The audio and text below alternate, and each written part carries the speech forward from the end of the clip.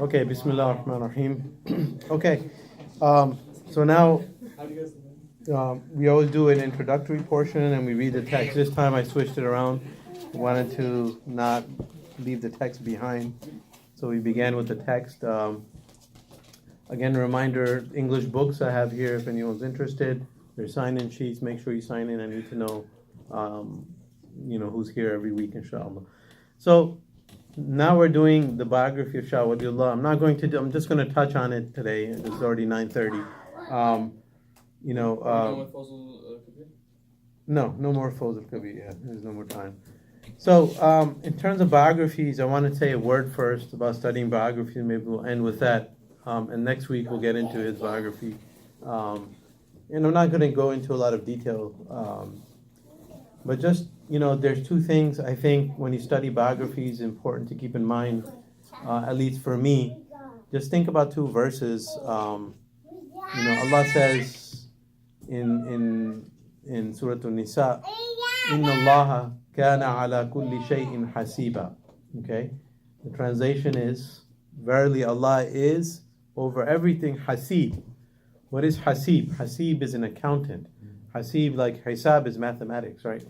So hasib means someone who's taking everything to account, someone who knows what's happening, who can estimate. So keep that in mind. When Allah says that about himself, that means no one else, no human being can be a perfect accounter.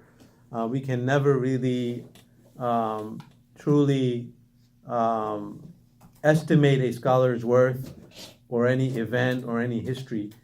All of history is just approximations and educated guesses, including biographies.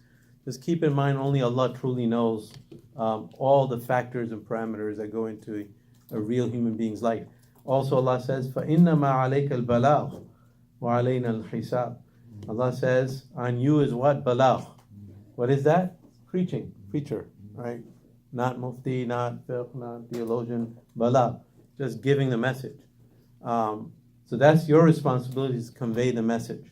Our responsibility is to reckon and take account and keep the record, right?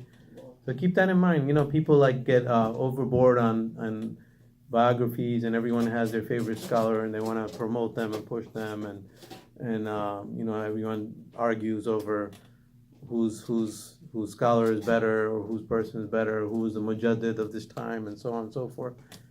Just this verse is enough for everyone. Innama alayka bala. You do your work.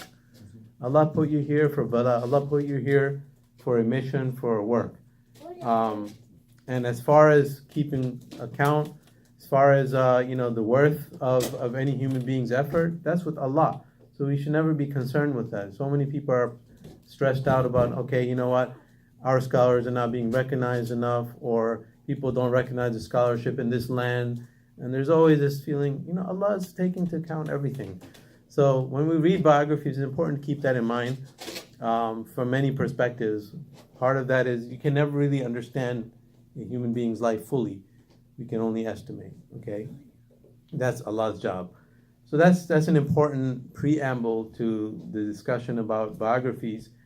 And now, so just some introductory points about biographies. Number one, no human life can be fully captured in one account. It's not possible. And, it's not possible because, a human being, he has thoughts, he has ideas, he has so many interactions. We can only summarize, where a person studied and some aspects of his life, but truly what happened, what inspired them, we really don't know. There's no such thing as an authoritative biography. It's just not possible. That's not a human being's job, okay? Just keep that in mind when you study biographies, right? Our estimation will always be deficient. That's another point, very important point. But at the same time, it's very important. So reading biographies, why do we read biographies? It's important to soften the heart. It's important. There's a great quote from, great quote for people obsessed with fiqh, right? Ashab al-fiqh. People obsessed with fiqh. I'll give you a quote from someone that, in fiqh nobody would argue with him. Abu Hanifa himself. Abu Hanifa, he said, سير الرجال أحب إلينا من كثير من مسائل الفقه. he said studying the lives, or studying biographies, Siyar al-Rijal is biographies. Studying biographies is more beloved to us than many matters of fiqh. So even someone who is an expert, who's one of the founders of fiqh, the discipline of fiqh itself, he says, you know what, sometimes we need to stop the rulings and look at biographies. We need to look at human beings, because we need to temper the discussion of the law with the discussion of who are the real human beings, real models. It's more practical, it softens the heart. So it's very, very important. Many scholars used to advise that. Sheikh Muhammad al-Amin al-Shanqiti used to say, لا أوصيك بشيء بعد كتاب الله وسنة النبي صلى الله عليه وسلم مثل إكثار من قراءة تراجم العلماء. He said, after the Quran and the Sunnah, I don't advise my students to read anything other than reading the biographies of the ulama, the scholars, and the people of knowledge. So,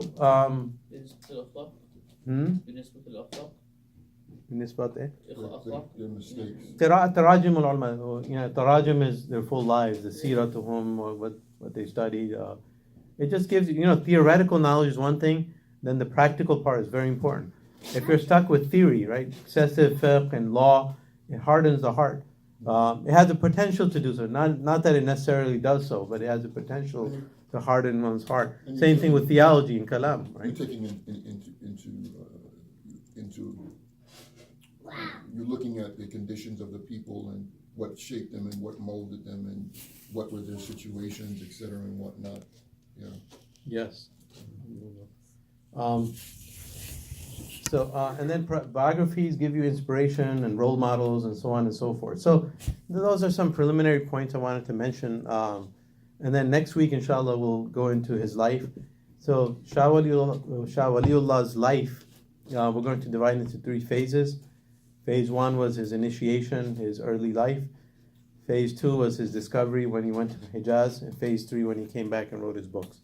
So it's going to be a brief, look at his life, not a lot of detail.